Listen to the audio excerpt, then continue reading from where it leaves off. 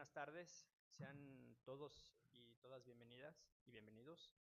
El Tribunal Electoral del Poder Judicial de la Federación, a través de la Dirección General de Relaciones Institucionales Nacionales, en colaboración con la Universidad Autónoma de Aguascalientes y el Tribunal Electoral del Estado de Aguascalientes, agradecen su interés y presencia en este taller de análisis de sentencias, en el que se abordará el estudio del Asunto General 209-2024, relativo a la continuidad del INE en la organización del proceso electoral judicial.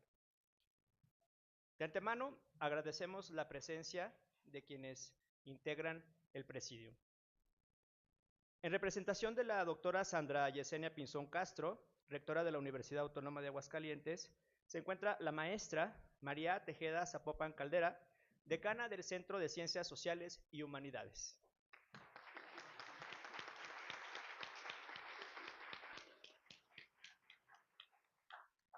El maestro Edgar E. Guerrero Aguirre, director general de Relaciones Institucionales Nacionales del Tribunal Electoral del Poder Judicial de la Federación.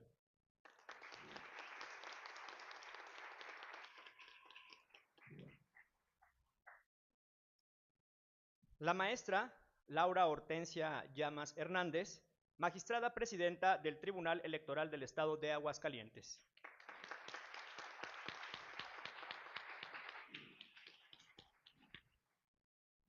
La licenciada Clara Beatriz Jiménez González, consejera presidenta del Instituto Estatal Electoral de Aguascalientes.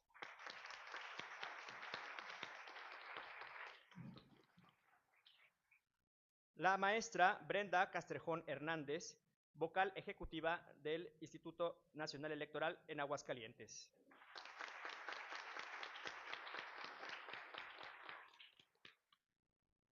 La doctora Mirna Trinidad Delgado García, jefa de Departamento de Derecho de la Universidad Autónoma de Aguascalientes.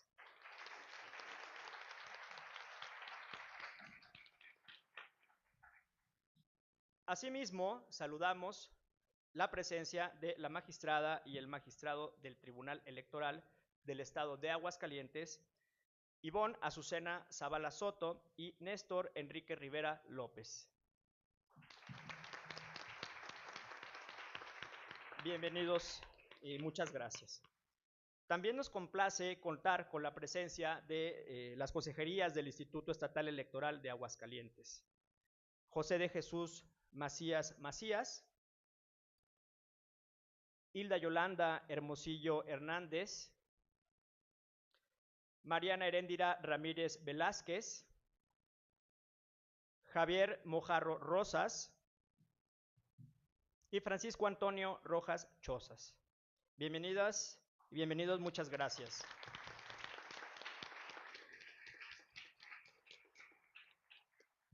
A continuación, escucharemos el mensaje de bienvenida de la maestra María Zapopan Tejeda Caldera, decana del Centro de Ciencias Sociales y Humanidades.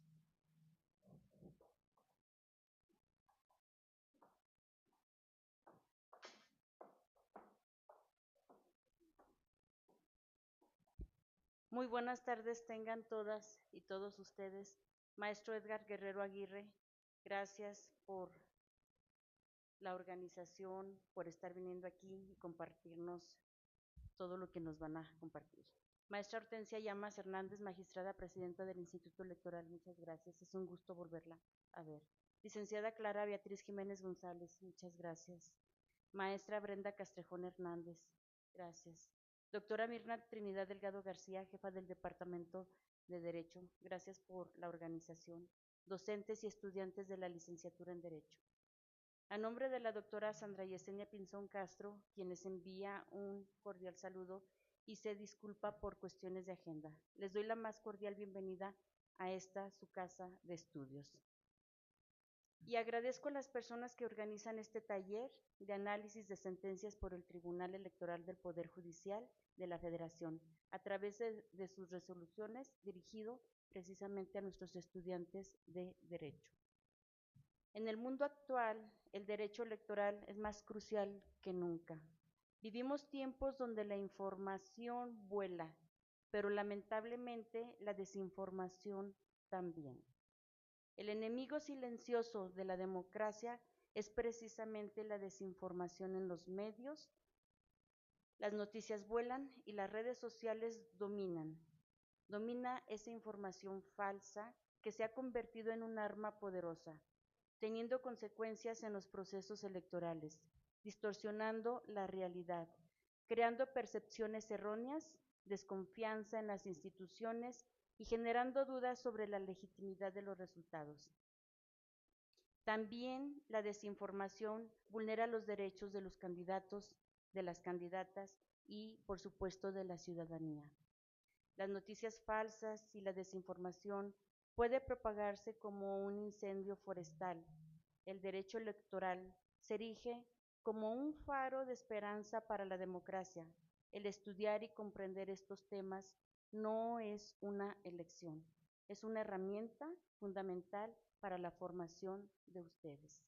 Por ello, hoy estamos aquí porque las sentencias que nos van a presentar precisamente son la aplicación práctica del derecho electoral. Estudiarlas, analizarlas, nos va a permitir comprender cómo se interpretan y aplican las leyes en casos muy concretos. Y a su vez, veremos la evolución propia del derecho. Es importante reconocer los criterios y precedentes que nos va a presentar el Tribunal Electoral en los casos que se ha dictaminado, porque esta información no solo es crucial para el presente, sino también que moldea el futuro de nuestra democracia, fortalece el espíritu cívico y empodera a la población, brindando herramientas para el trabajo con la sociedad. Agradezco al Tribunal Federal Electoral su generosidad para presentarnos el camino, el análisis, controversias y resolución de los casos. Tengan la seguridad que sus conocimientos y trabajo forma parte del crecimiento de nuestros estudiantes, convirtiéndolo en una herramienta para nosotros mismos y para la ciudadanía, para construir un México más justo y democrático, fortaleciendo el espíritu académico para ser agentes de cambio. No me queda más que invitarles al estudiantado y a la planta docente y público en general a aprovechar estas oportunidades que nos ofrece el Tribunal Electoral y, por supuesto, el Departamento de Derecho. Muchas gracias, bienvenidas y bienvenidos todos.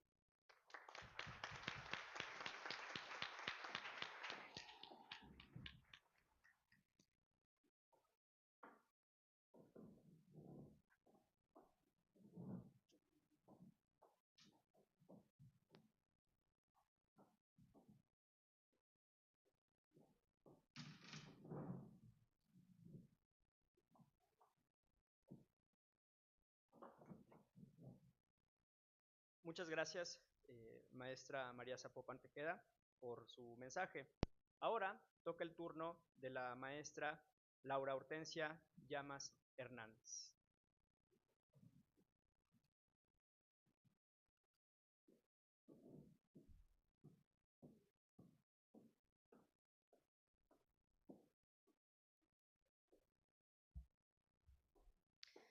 Buenas tardes a quienes nos acompañan, agradezco su presencia y saludo con mucho gusto a quienes integran el presidium. Maestro Edgar Guerrero Aguirre, director general de Relaciones Institucionales Nacionales del Tribunal Electoral del Poder Judicial de la Federación, agradezco su presencia el día de hoy.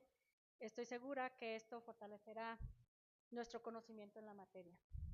Asimismo, a la licenciada Clara Beatriz Jiménez González, consejera presidenta del Instituto Estatal Electoral de Aguascalientes. Maestra Brenda Castrejón Hernández, vocal ejecutiva del INE en Aguascalientes, gracias a ambas por su acompañamiento y consolidación en este taller. Maestra María Zapopan Tejeda Caldera, decana del Centro de Estudios Sociales y Humanidades de la Universidad Autónoma de Aguascalientes, agradeciendo las atenciones por recibirnos en esta máxima casa de estudios.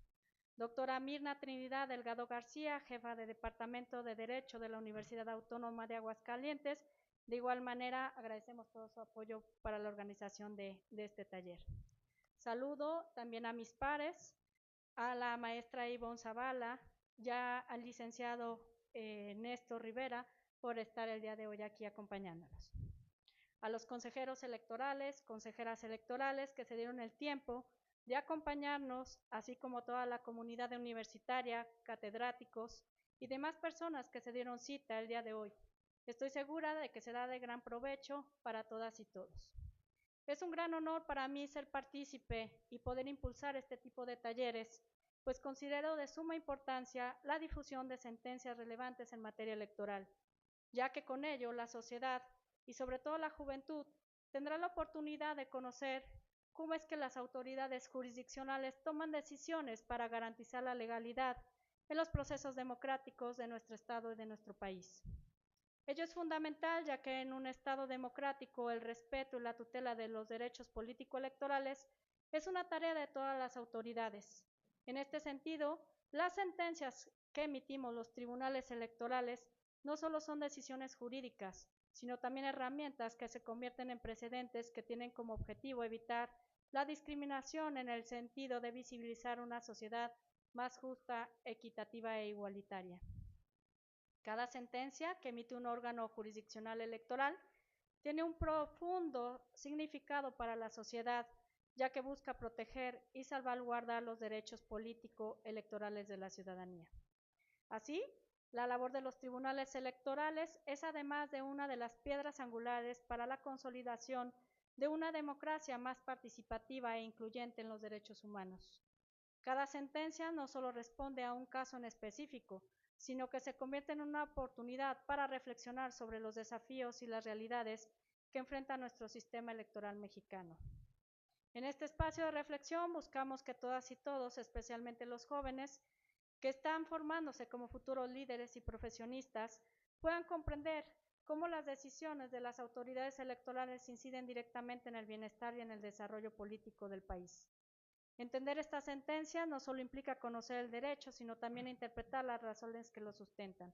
A través de esta actividad formativa hacemos un llamado a todos ustedes a ser parte activa de la democracia, no solo como votantes, sino también como una ciudadanía informada, responsable y comprometida con el buen funcionamiento de nuestras instituciones. Este taller es solo el comienzo de un diálogo más amplio sobre la importancia de la justicia electoral y el papel de los tribunales en una construcción de una sociedad más justa e inclusiva.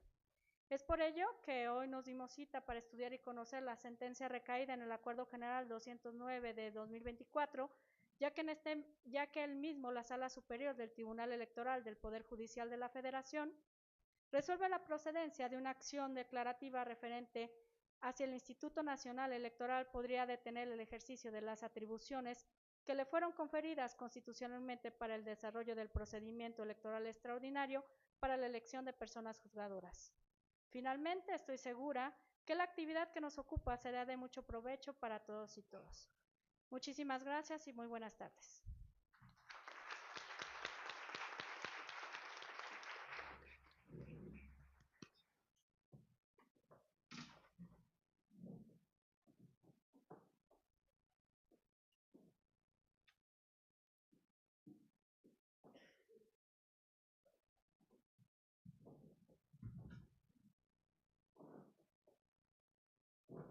Muy bien, agradecemos las palabras de la maestra Laura Hortensia Llamas Hernández. Ahora escucharemos a continuación las palabras del maestro Edgar E. Guerrero Aguirre.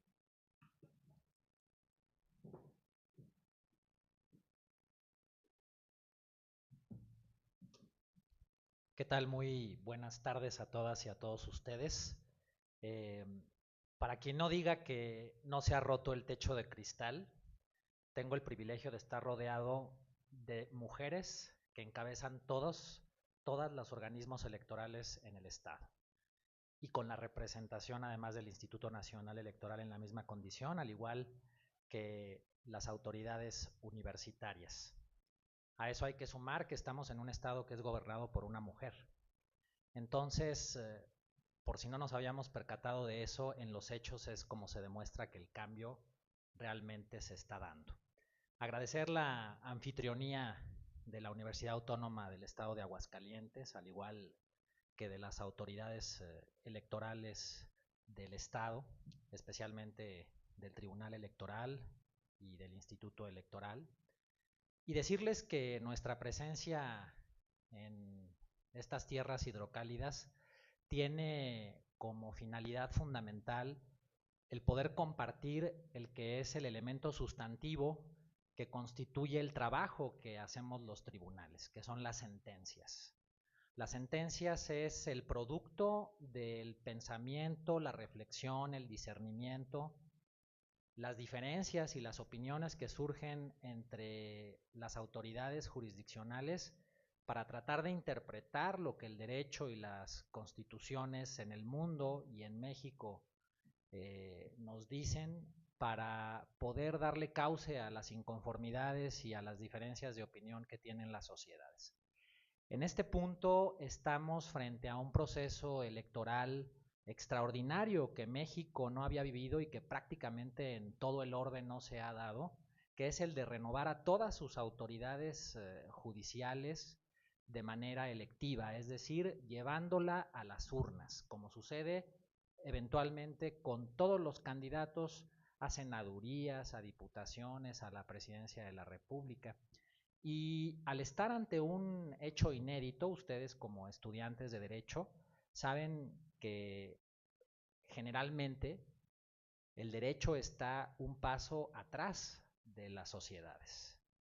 Y ese cambio, como puede completarse o como puede darse de una manera más eficiente, es a través de la lectura que los tribunales dan a las normas para poder llenar aquellos espacios, para poder recurrir a aquellas posibilidades de suplir las deficiencias que las normas tienen, para darles un mejor cauce, para interconectarlas entre sí mismas y para permitirles de esa manera ser funcionales a la resolución de los problemas de la sociedad. El derecho electoral es uno de las ramas jurídicas más interesantes y más novedosas, y en este taller lo que vamos a ver es cómo se está dando justamente esta lectura de la reforma que acaba de acontecer apenas en el mes de septiembre del 2024, judicial en toda su dimensión y electoral en la parte que tiene que ver con esta renovación de jueces y juezas, magistradas y magistrados, ministras y ministros.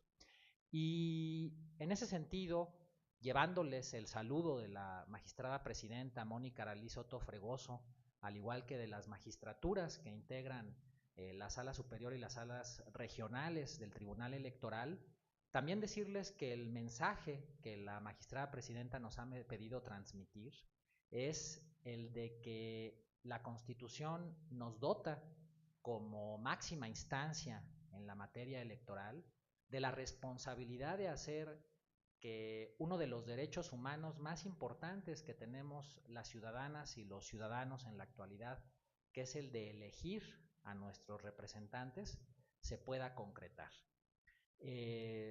A lo largo del tiempo, las autoridades electorales, tanto a nivel administrativo como a nivel judicial, en el orden federal y en el orden estatal, hemos luchado porque hayan elecciones y porque haya renovación de los poderes públicos en medio de pandemias, en medio de desastres naturales. No puede ser la diferencia el hecho de que nos enfrentemos ante una elección novedosa en donde las piedras en el camino tienen que ser removidas para que ese derecho humano, que es el derecho a la participación política, se pueda ver concretizado con el voto que todas y todos ustedes emitirán por quienes se encargarán de resolver las resoluciones, de resolver los problemas jurídicos que surjan en la sociedad.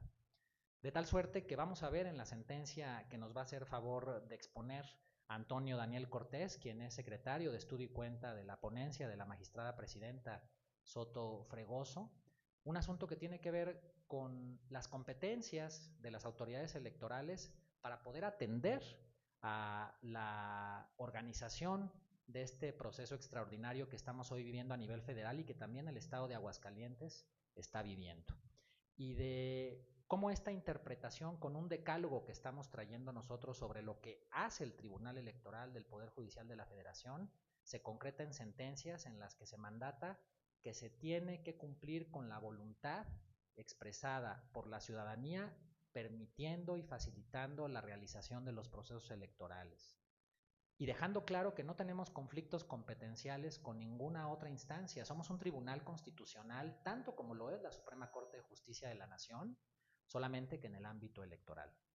Solamente hay 2 tribunales constitucionales en este país, de acuerdo a la Constitución.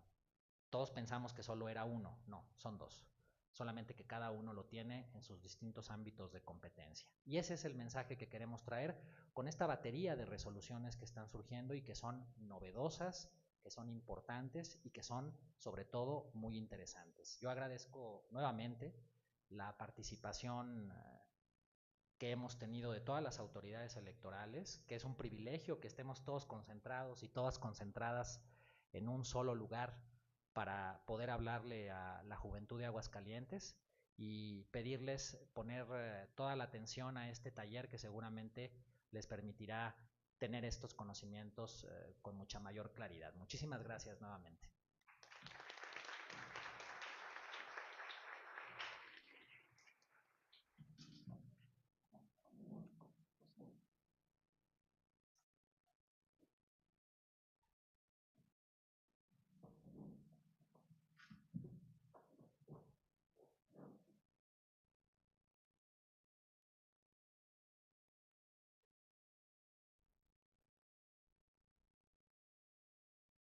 Agradecemos las palabras del maestro Edgar E. Guerrero Aguirre, así como de los integrantes del presidium.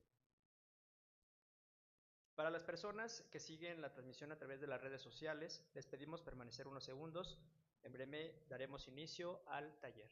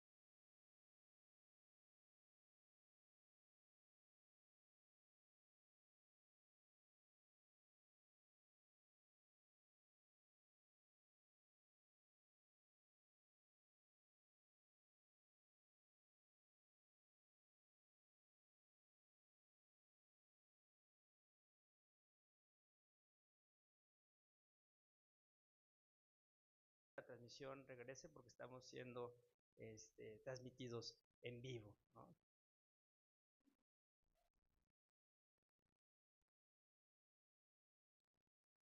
Ok, muchas gracias a todos y a todas. Pues ahora sí, le vamos a dar el uso de la voz para continuar con esta actividad al maestro Antonio Daniel Cortés Román, quien realizará el análisis del fallo relativo al asunto general 209-2024, de quien me permito leer una breve semblanza. Es licenciado en Derecho por la Universidad Nacional Autónoma de México, Campus Facultad de Estudios Superiores Aragón, especialista en Justicia Electoral por el entonces Centro de Capacitación Judicial Electoral, especialista en Valoración Racional de la Prueba y la Óptica de la Perspectiva de Género por la Universidad de Girona, España, especialista en Derecho del Trabajo y Justicia Laboral y en Derecho Administrativo por la Escuela Federal de Formación Judicial y maestro en Derecho Electoral por la Escuela Judicial Electoral.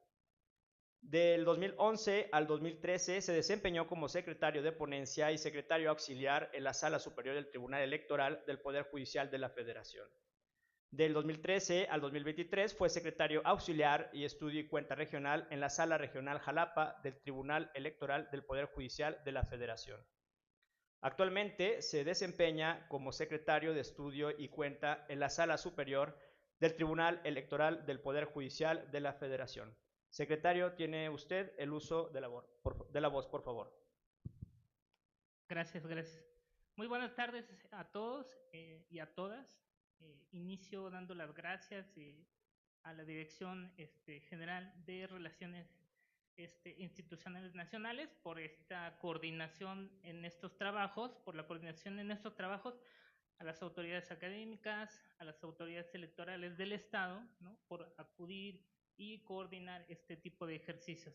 También agradezco la asistencia de ustedes. Espero en realidad que esto les motive a incursionar en la lectura de las sentencias, en profundizar en ellas y en entender un poquito más de lo que está pasando en el país a través de los ojos de los tribunales electorales. Y bueno, vamos a empezar, ¿no? A ver, a mí me toca hablar sobre esta sentencia sub AG 209-2024. Pero para ello necesitamos poner algunos cimientos para entender dónde estuvimos parados y de lo que vamos a estar hablando. Ya más o menos se dieron algunas ideas ahorita en la introducción, ¿no? Vamos entendiendo que esto tiene relación precisamente con la reforma que se llevó a cabo por parte del Poder Reformador para propiciar que las autoridades judiciales también se renueven por el voto popular, tanto federales como locales, ¿no? Y esto derivó que pues la Constitución modificara diversas disposiciones que fueron publicadas el 15 de septiembre del año pasado. Debido a ello, pues toda una gama de disposiciones que, como ya lo dije, modificaron algunos artículos de la Constitución, propiciaron u obligaron a diversas autoridades a ponerse activas y empezar a trabajar sobre un proceso electoral extraordinario. Esta reforma obligó y mandató que en el 2025, 2024, 2025 se llevara a cabo un proceso electoral extraordinario. Ahora, este proceso electoral extraordinario, en todas sus dimensiones, como lo dice, surgió de manera espontánea, ¿no? Obligó a todas las autoridades a que, una vez que entrara en vigor, empezaran a realizar todas las acciones necesarias para llevarla a cabo. Entre ellas, el Instituto Nacional Electoral. Precisamente es la autoridad encargada de organizar, ¿no?, y preparar todo lo necesario para llevar a cabo la jornada electoral. Y entonces, al existir un mandato con esta reforma, el instituto empieza a generar todos estos trabajos para iniciar y dar pauta al inicio del proceso. ¿Qué empieza a hacer? Bueno, acuerda o declara el inicio del proceso electoral extraordinario de personas juzgadoras, ¿no? Ordena, ¿no?, la creación de un plan de trabajo y un calendario para establecer fechas concretas del proceso electoral. Y también ordena la creación de una comisión temporal que se va a encargar precisamente de preparar todos esos trabajos, ¿no?, integrada por diversas consejerías del INE. Entonces, hasta ahí, pues parece que todo normal, todo bien, acorde a como lo estableció la Constitución. El gran tema aquí es que, pues al final esta reforma modificó la situación jurídica de diversas personas, diversos entes y diversas autoridades. Sobre todo aquellos que integraban los órganos jurisdiccionales o integran todavía los órganos jurisdiccionales federales, ¿no? Las personas titulares de juzgados de distrito, de tribunales colegiados, tribunales de apelación, ¿no?, la propia Suprema Corte.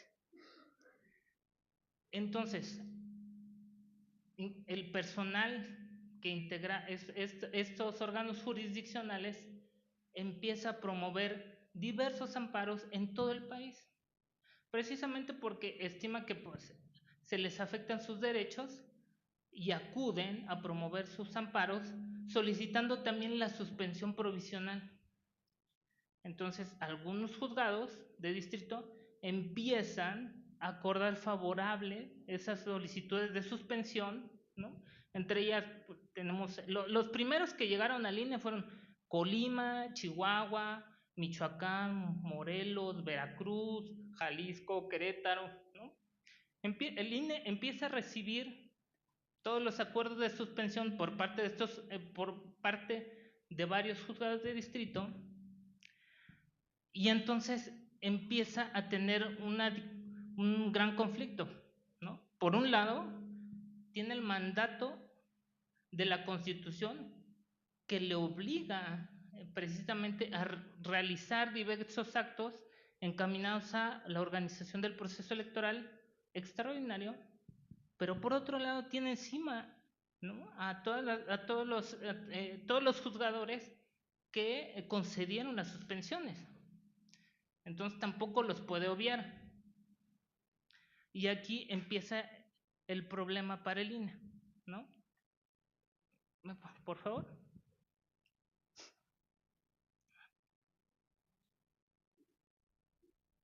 Bueno, ya vimos un poquito de contexto. El siguiente, por favor. A ver, entonces, ya con esta pequeña introducción, ¿no?, del problema que tiene el INE encima, ¿qué es lo que pasa? Pues bueno, el 4 de octubre el INE presenta un escrito, ¿no?, dirigido al Tribunal Electoral, lo denominó juicio electoral, solicitando vía acción declarativa que se pronunciara la Sala Superior y le dijera si continuaba o no con estos trabajos de organización del proceso electoral, ¿no?, si tenía que cumplir con sus facultades constitucionales o le hacía caso a lo que decían los juzgados de distrito, es decir, paraba sus actividades y hasta ahí se quedaba, hasta que se resolviera el fondo. Y entonces, pues, ya la Sala Superior, cuando lo recibe, lo tramita como algo que se llama asunto general. El asunto general, digo, nada más para poner un poco de contexto, porque si se van a la ley, jamás van a encontrar algún medio de impugnación que diga asunto general, ¿no? No lo van a encontrar. El asunto general es un mecanismo que creó el propio tribunal para darle cauce a aquellos asuntos que escapan a lo establecido en la ley, pero aparte son casos como muy atípicos, muy raros, ¿no? Como precisamente.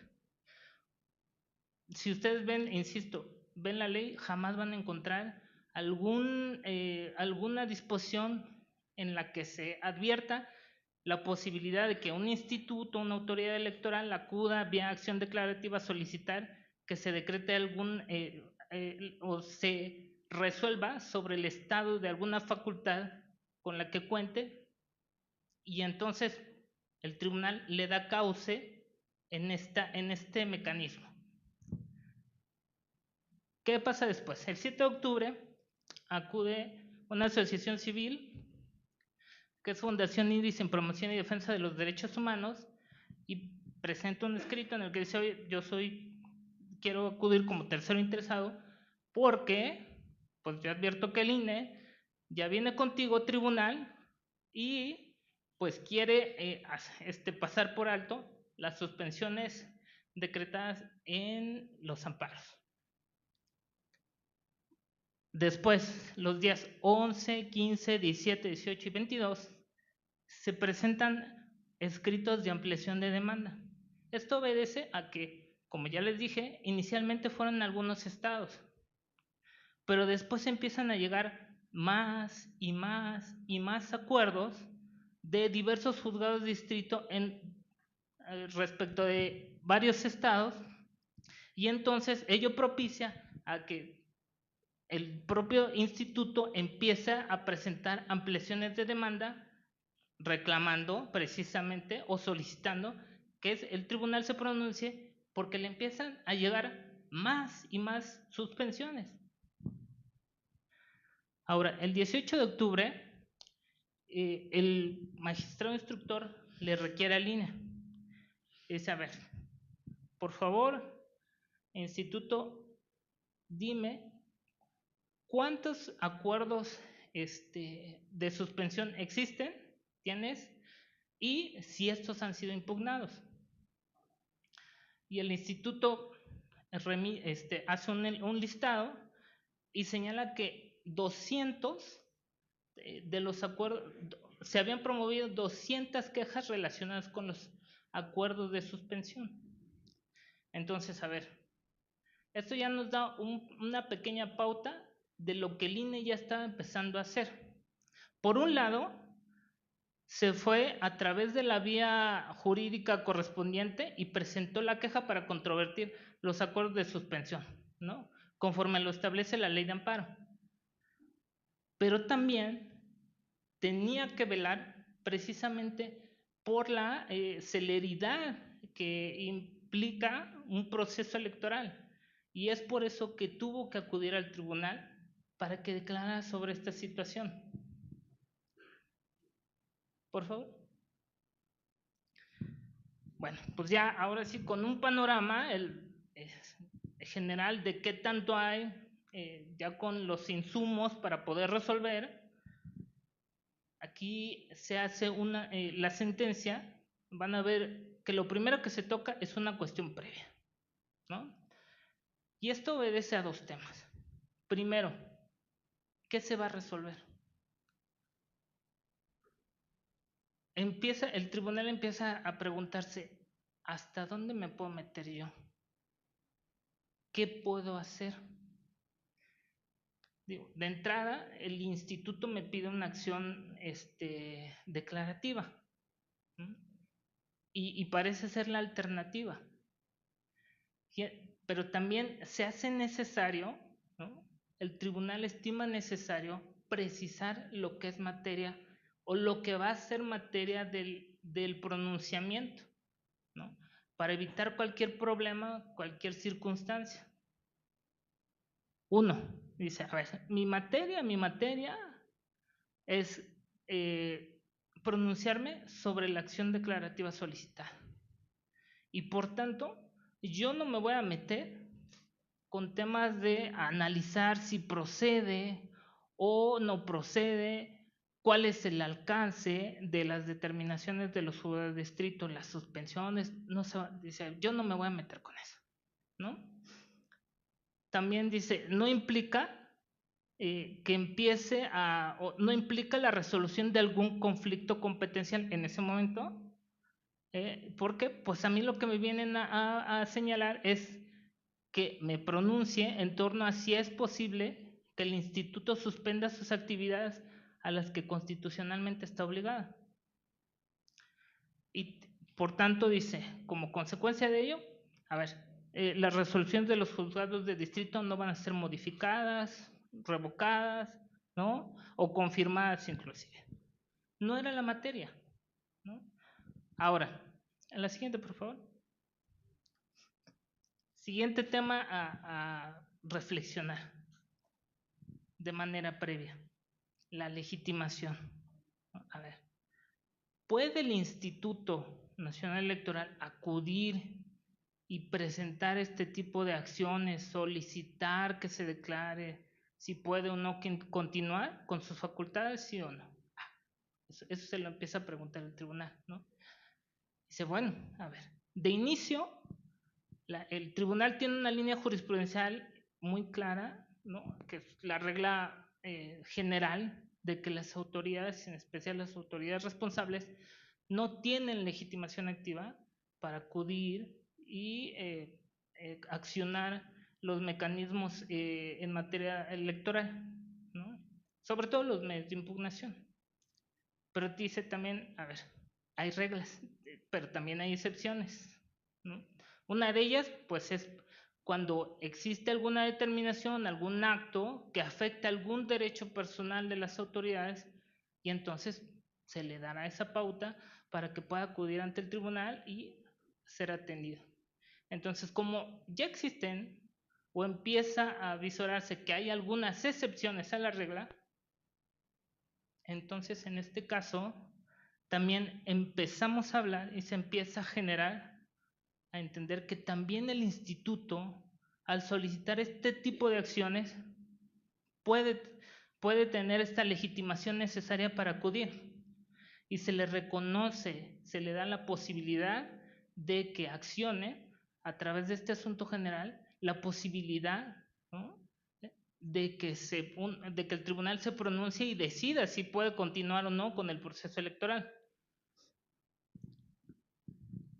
A ver, y dice, a ver, si cuenta, ¿no?, con legitimación, dice, porque existe un planteamiento sobre la declaración de certeza en el ejercicio de atribuciones que constitucionalmente le fueron dados con la reforma constitucional del Poder Judicial de la Federación.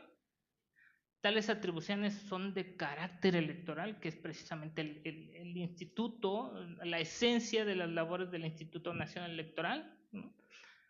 También se consideró necesaria una resolución declarativa para determinar si frente a las normas constitucionales y legales el INE puede detener y o dejar de cumplir con sus atribuciones conferidas para la organización de procesos electorales, ¿no? Imagínense, si hubiese ahí cerrado la puerta al INE, ¿qué hubiese pasado, ¿no? La pregunta que planteó el INE al tribunal no hubiese sido respondida. ¿Podía o no podía continuar? Entonces, el tribunal que dice, pues esa pregunta, ese planteamiento que nos trae aquí en esta instancia, debe ser resuelta por nosotros, precisamente para dar certeza a quienes pretenden postularse, a las autoridades electorales y a la ciudadanía en general. Por favor. Ahora, siguiente apartado de la sentencia, tema de la competencia.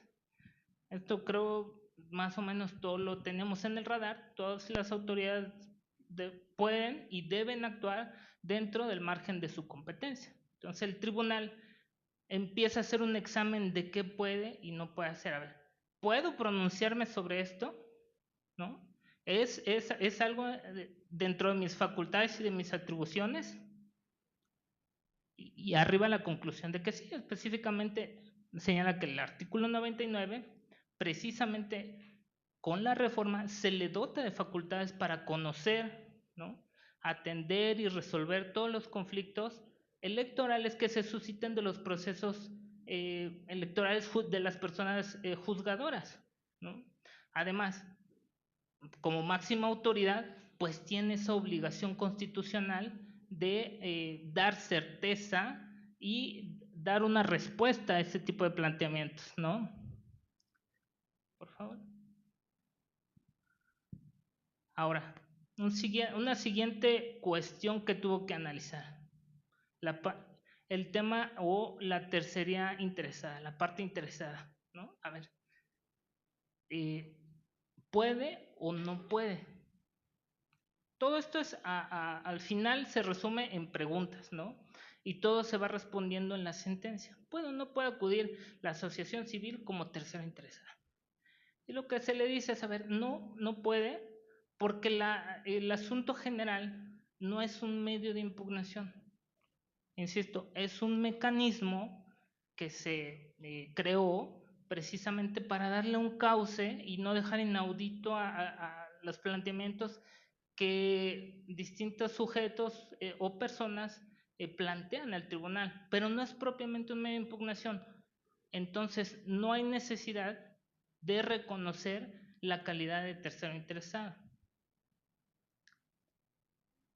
Cambio, por favor. Siguiente punto. A ver, ya entrando, ahora sí, ya vimos que soy competente, ya me pronuncié sobre aquellos que quieren acudir como tercero.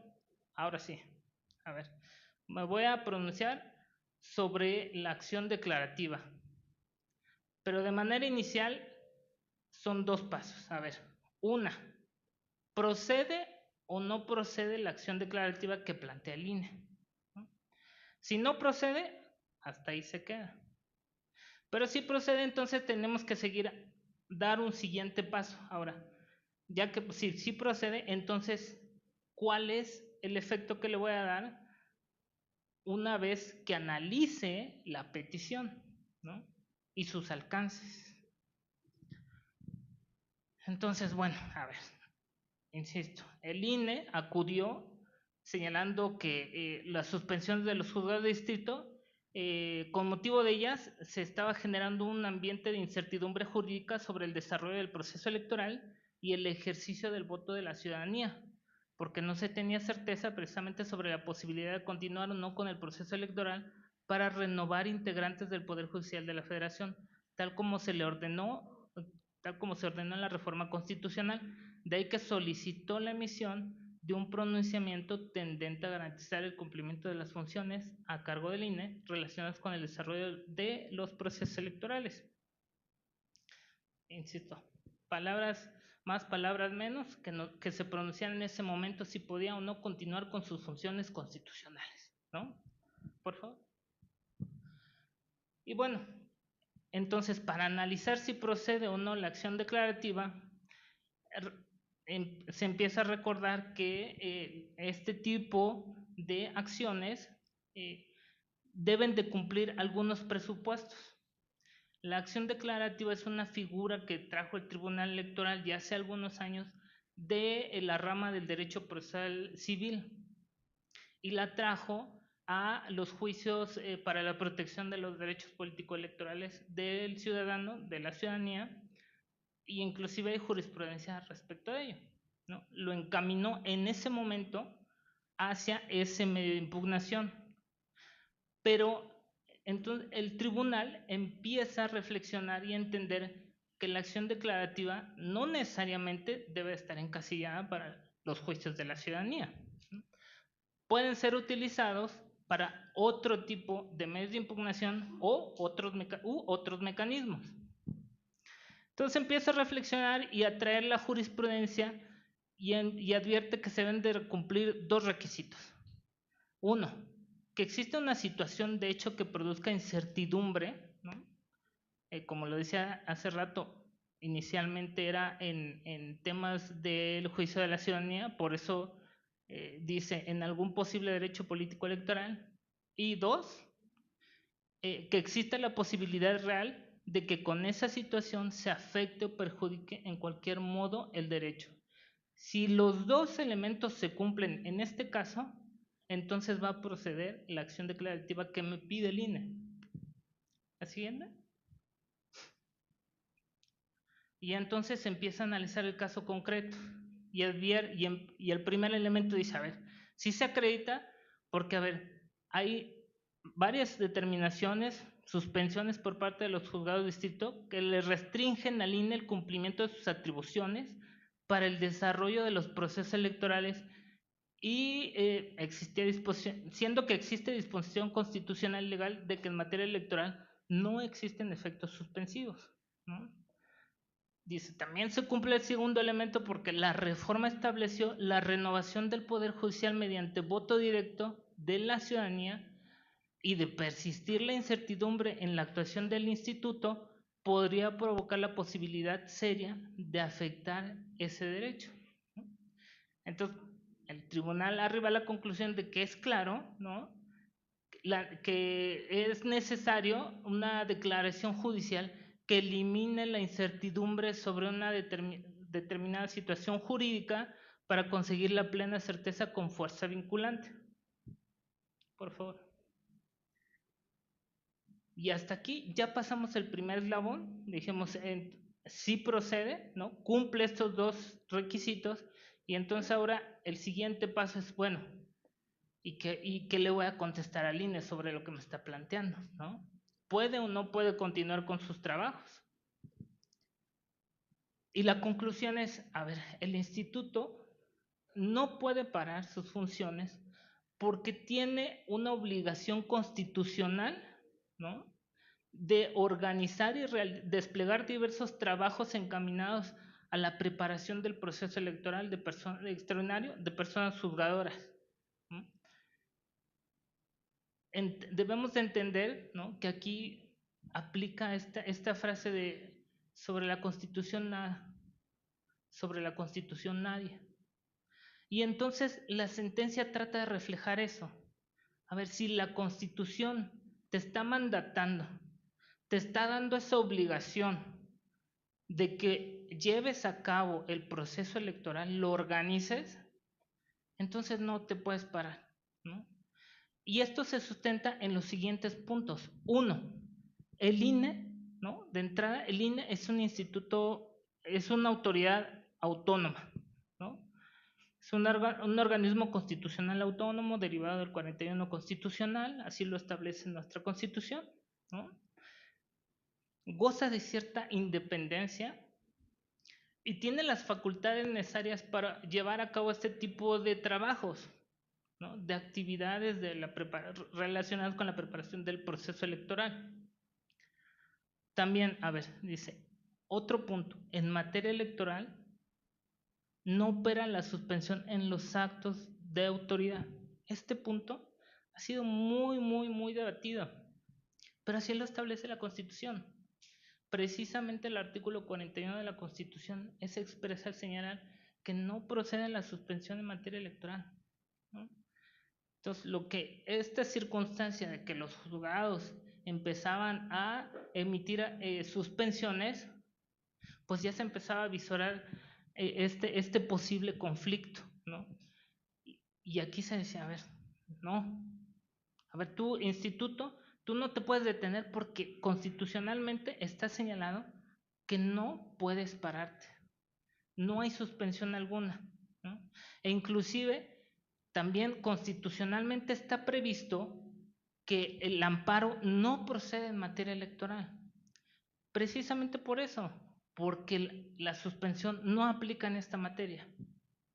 Tan relevante es, y se hacen algunos ejemplos en la sentencia, tan relevante es que, por ejemplo, lo que se comentaba hace rato, en temas de extraordinarias como la pandemia, aun con toda pandemia hubo procesos electorales, no se paró, se continuó. ¿Por qué? Porque es necesario la renovación de los poderes, ¿no? Es de interés público. Entonces, a ver, y ya empieza a visorar, ¿no?, la sentencia y las magistraturas, ¿no?, empiezan a visorar y decir, bueno, entonces, atendiendo estos puntos, concluyen y dicen, es constitucionalmente inviable detener la implementación de los procedimientos electorales a cargo del Instituto Nacional Electoral en tanto exista norma que constitucionalmente le impone dicha atribución y mandato. Esta frase lo resume todo, es constitucionalmente inviable, precisamente porque la Constitución es la que faculta al instituto a organizar este tipo de procesos y las disposiciones estaban vigentes a partir del día siguiente de su publicación en el Diario Oficial. Entonces, debían de acatar. Ahora, también señala, concluir lo contrario implicaría paralizar a los entes del Estado, implicaría paralizar las funciones del instituto y también del propio tribunal, ¿no? Al negar esa posibilidad de resolver los conflictos electorales. Y un último punto a tocar, dice, a ver, la renovación de los poderes de la Unión es una cuestión de interés público. Entonces, esta circunstancia también abona a la conclusión de que no puede dejar de realizar sus trabajos, porque toda la ciudadanía está interesada, en teoría, en la renovación de sus autoridades, inclusive ahora con esta reforma de sus autoridades judiciales. Por favor. Hace un argumento también para sortear algunos obstáculos, porque se empezaban a visorar algunos temas que podrían generar ruido y conflicto, y empieza a decir, bueno, a ver, también no lo paso por alto que, mira, en la Corte, ¿no? En la Suprema Corte de Justicia de la Nación se radicó un expediente de la solicitud de ejercicio de la facultad prevista en el artículo 11, fracción 17 de la Ley Orgánica del Poder Judicial de la Federación, ¿no? Con el número 3 de 2024, derivado de un supuesto conflicto entre órganos del Poder Judicial. A ver, yo no paso por alto que la Corte está atendiendo ese tema, pero ¿qué crees? Que yo no estoy viendo un tema de conflicto competencial. Yo ahorita no me estoy metiendo en eso. La Sala Superior lo que dice es, mira, yo estoy atendiendo la solicitud que me hace el instituto, este cuestionamiento de si puede o no continuar con su chamba, ¿no? A palabras sencillas. Por favor. Ahora, también dice, a ver, otro tema que yo advierto es que también se había promovido una controversia constitucional ante la Suprema Corte en el 2023 y el ministro instructor había otorgado la suspensión solicitada por el Instituto Nacional Electoral en relación con el decreto de que se reformaron diversas disposiciones de la Ley General del Sistema de Medios de Impugnación en materia electoral. Y lo que se señala es, a ver, esa suspensión no es aplicable al caso porque se emitió en un medio de control constitucional de la competencia de la Suprema Corte, derivado de la impugnación de normas legales generales y que no tenían incidencia sustantiva en el proceso electoral o en proceso electoral alguno. Prácticamente dice, eso es otro tema, no incide propiamente en la organización de los procesos electorales y no incide en lo que me están planteando, lo que me está planteando ahora el Instituto Nacional Electoral. Por favor. Ahora, pues, como ven, la sentencia fue muy concreta, fue muy sencilla, es una sentencia muy chica, pero de suma relevancia. Esta sentencia fue de los primeros asuntos en los que el tribunal empezó a enfrentar algunos retos derivados de la implementación del proceso electoral extraordinario, ¿no? Empezar a determinar qué se va a hacer, ¿no? ¿Qué va a resolver ante lo que se está planteando? ¿Hasta dónde puede llegar? Como se decía, ¿cuál es su límite competencial frente a lo que se le estaba planteando? ¿No? ¿Podía o no incidir en las decisiones de los juzgados de distrito, específicamente en las suspensiones? Todo esto se tuvo que pensar, ¿no? Y ver la mejor manera de dar una respuesta al instituto y de manera que también pudiera dejar intacto en ese momento, porque así se especificó, las determinaciones emitidas por los juzgados de distrito, ¿no? Se trató de evitar en ese momento un conflicto competencial y el ingenio, ¿no?, de las magistraturas, pues se vio plasmado en esta decisión. Fue un gran esfuerzo e insisto, fue un gran reto, el primero de varios que han venido presentándose y que seguramente seguirán presentándose, pero al final de cuentas ha dado o ha cimentado las bases para la continuación del proceso electoral que está en curso, que se va a celebrar, y el tribunal va a seguir ejerciendo sus funciones como máxima autoridad en la materia en el ámbito jurisdiccional, ¿no?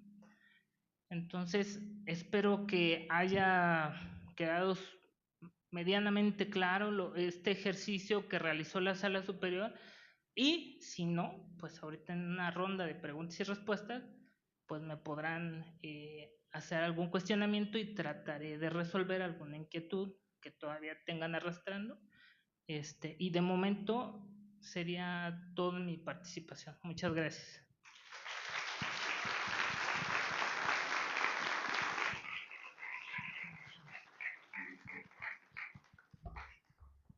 Muy bien, agradecemos la exposición de nuestro ponente y a continuación abriremos un espacio para preguntas y respuestas por parte del público. Si alguien desea hacer una pregunta, por favor levante la mano para acercarle el micrófono.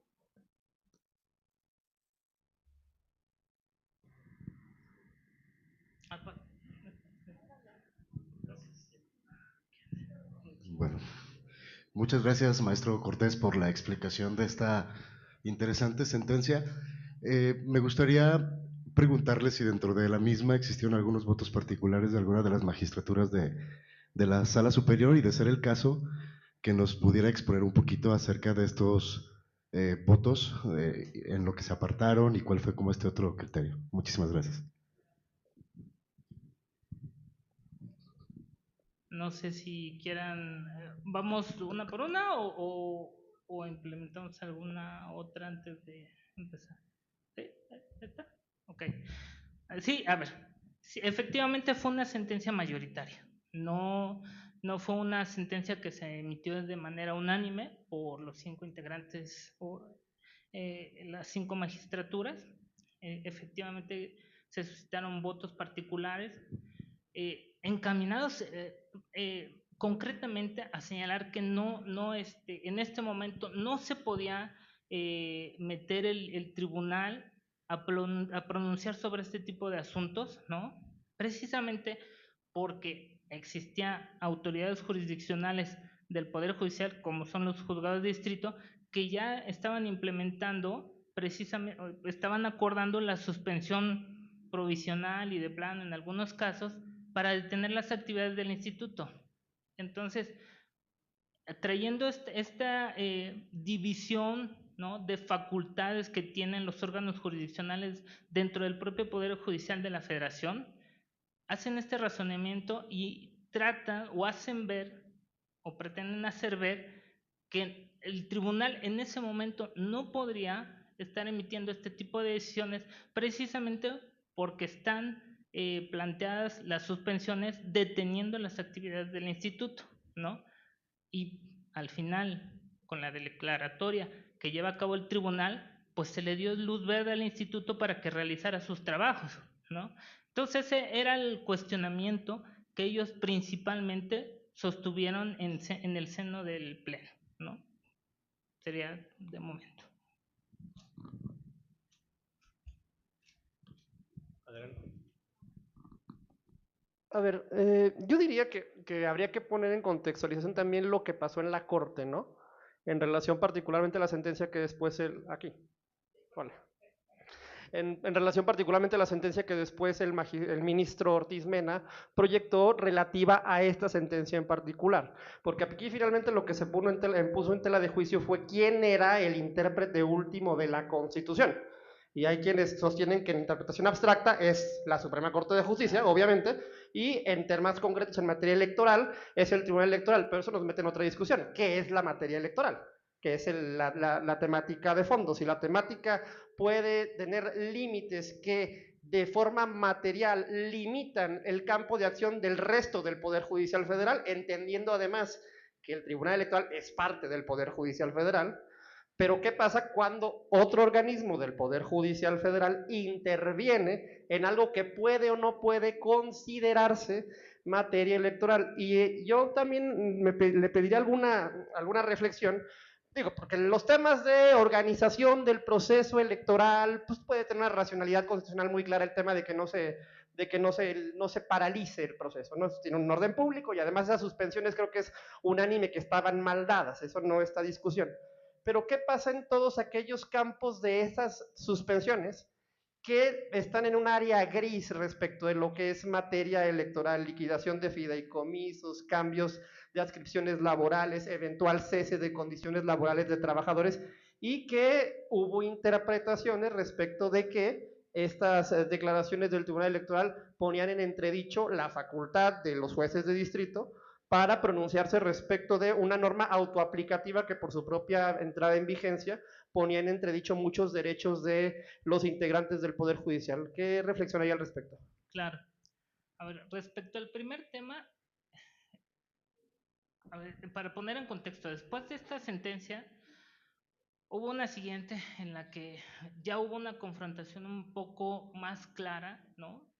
Confrontación entre comillas, porque al final el tribunal nunca revocó alguna determinación de algún tribunal colegiado o juzgado de distrito, ¿no? Lo que revocó fue una determinación del Comité de Evaluación del Poder Judicial de la Federación. Y el Comité de Evaluación tenía lo mismo que pasaba en línea. A ver, tengo por un lado a los juzgados de distrito y tengo por otro lado al Tribunal Electoral, que me revoca y me dice que yo continúe, ¿no?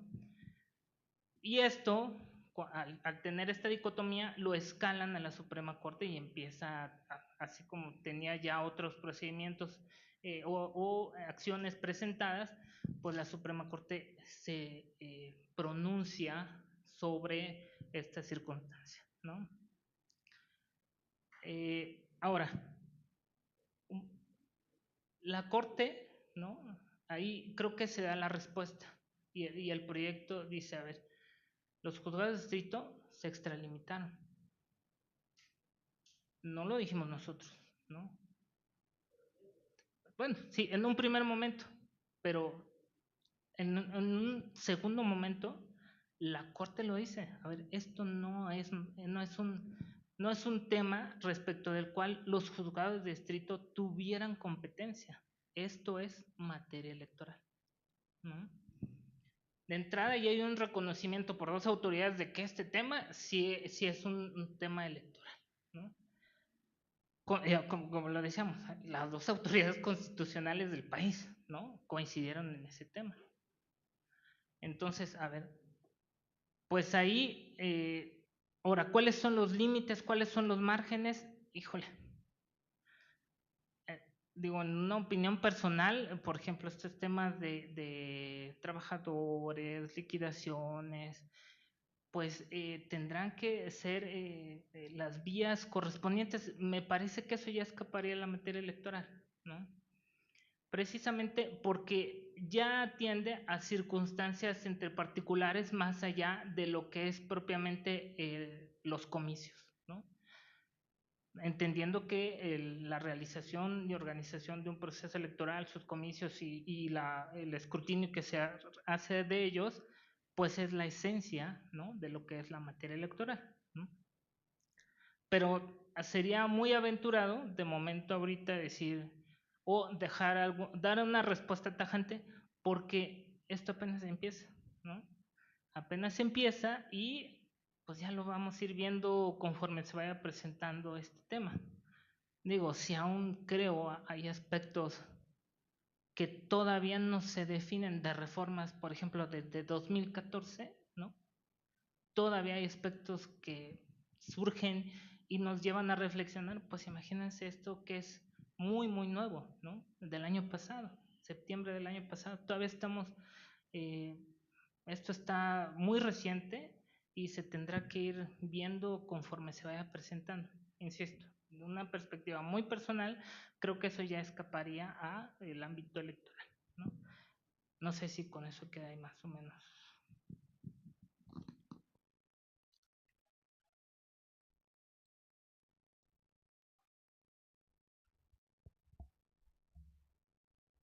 Bueno, ya no hay ninguna más preguntas. Al no haber entonces más preguntas, cederé el uso de la voz a la licenciada Clara Beatriz Jiménez González, consejera presidenta del Instituto Electoral de Aguascalientes, para que nos comparta sus conclusiones respecto a esta importante sentencia. Adelante.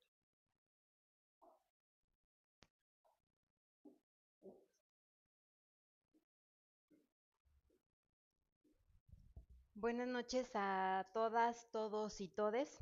Es un gusto estar acompañándolos en este desarrollo de este taller de análisis de sentencia. Saludo con gusto a las autoridades que me acompañaron en el presidium, donde se analizó esta sentencia relativa al otorgamiento en vía de acción declarativa por parte de la Sala Superior del Tribunal Electoral del Poder Judicial de la Federación, donde se garantizó el cumplimiento de las funciones a cargo del Instituto Nacional Electoral, eliminando con ello su incertidumbre respecto de continuar el desarrollo del actuar del proceso electoral extraordinario que buscaba la renovación del Poder Judicial Federal, derivado, como ya lo estuvimos viendo, de algunas suspensiones otorgadas por jueces de distrito. Ponencia que fue desarrollada magistralmente por el licenciado Antonio Daniel Cortés Román, secretario de Estudio y Cuenta adscrito a la ponencia de la magistrada Mónica Arali Soto Fregoso, presidenta del Tribunal Electoral del Poder Judicial de la Federación. Quiero comentarles, bueno, sabemos que la Constitución Federal establece que la legalidad, la imparcialidad, la objetividad, la certeza e independencia son principios rectores en el actuar de las autoridades electorales, lo que permite que se emitan decisiones con plena imparcialidad y en estricto apego a la norma aplicable, sin tener que someterse a indicaciones o sugerencias o insinuaciones de cualquier otro poder del Estado. El INE, entonces, al ser reconocido como un órgano autónomo por parte de la propia Constitución, está dotado de garantías de actuación, lo que le permite tomar decisiones con plena imparcialidad y con estricto apego a derecho.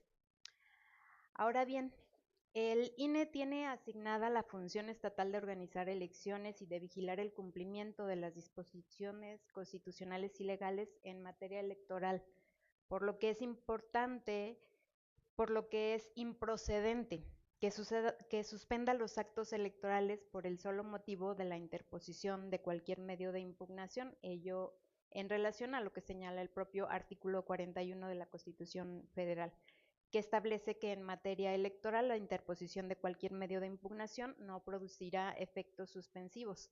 Esto con el fin de que no se paralicen los procesos electivos y se asegure el desenvolvimiento de cada una de las etapas del proceso electoral hasta su fin.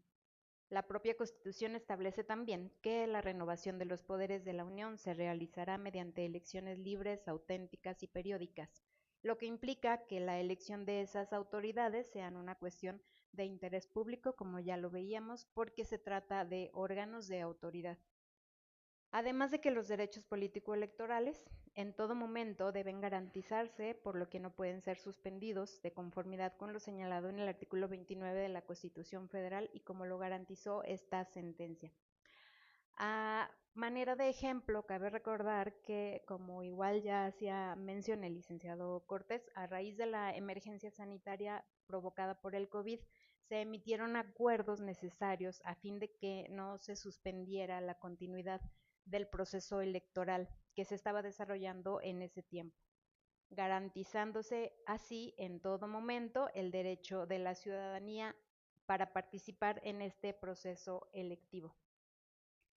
El considerar, pues, que los procesos electorales puedan suspenderse pondría en riesgo la función de integrar los poderes públicos, lo que es constitucionalmente inviable. Aplaudo el posicionamiento que tuvo la Sala Superior del Tribunal Electoral del Poder Judicial de la Federación al resolver favorablemente este caso, generando un precedente más que fortalece el derecho de la ciudadanía a participar en las elecciones y a reforzar al INE y como consecuencia a los demás organismos públicos locales de todas las entidades federativas como autoridad para preparar, organizar y desarrollar las elecciones que se tienen encomendadas conforme a la ley. Agradezco mucho su atención, agradezco la invitación del Tribunal Electoral del Poder Judicial de la Federación y particularmente el licenciado Cortés. Gracias a todas, todos y todes y les deseo que pasen una bonita noche.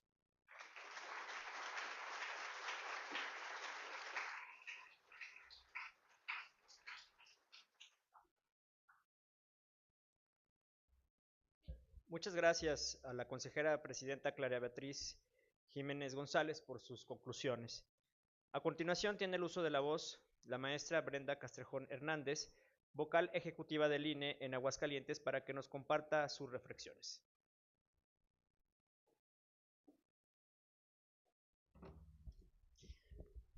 Hola, buenas tardes, noches, a quienes a esta hora todavía continúan aquí, al estudiantado, por haberse quedado a la conclusión. Saludo con un atento respeto a todas las autoridades que están aquí presentes el día de hoy, a la universidad y al tribunal por esta invitación, por poder tener este espacio de compartir algunas reflexiones, al ponente, al licenciado Antonio Danier, ¿sí? También por precisamente llevarnos a esta parte de el compromiso tan fuerte que el día de hoy quienes estamos aquí en este espacio nos llevamos. En la parte mediática siempre encontraremos posiciones de un lado y del otro.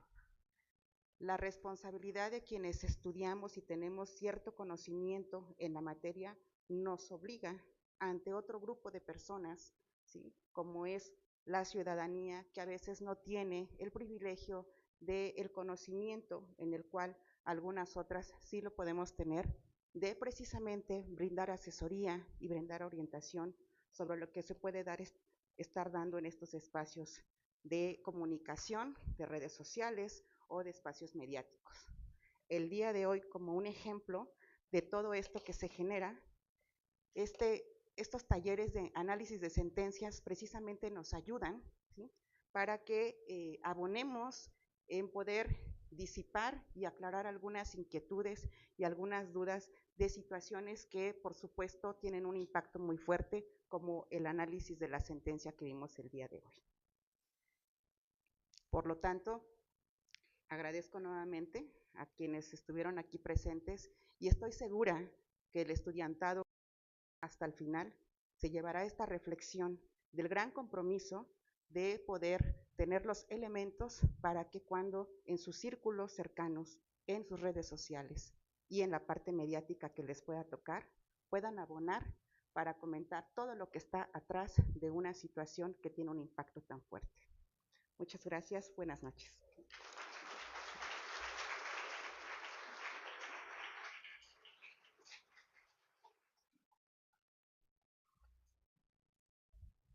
Muchas gracias a la vocal ejecutiva Brenda Castrejón por sus valiosas aportaciones. Así es como con esta última intervención damos por concluido este taller de análisis de sentencias a nombre de la magistrada presidenta Mónica Aralí Soto Fregoso, así como de las y los magistrados que integran la Sala Superior del Tribunal Electoral del Poder Judicial de la Federación, de la Universidad Autónoma de Aguascalientes y del Tribunal Electoral del Estado de Aguascalientes. Agradecemos su presencia e interés en esta actividad. A quienes nos acompañan a través de las redes sociales, también muchas gracias y buenas tardes. Gracias.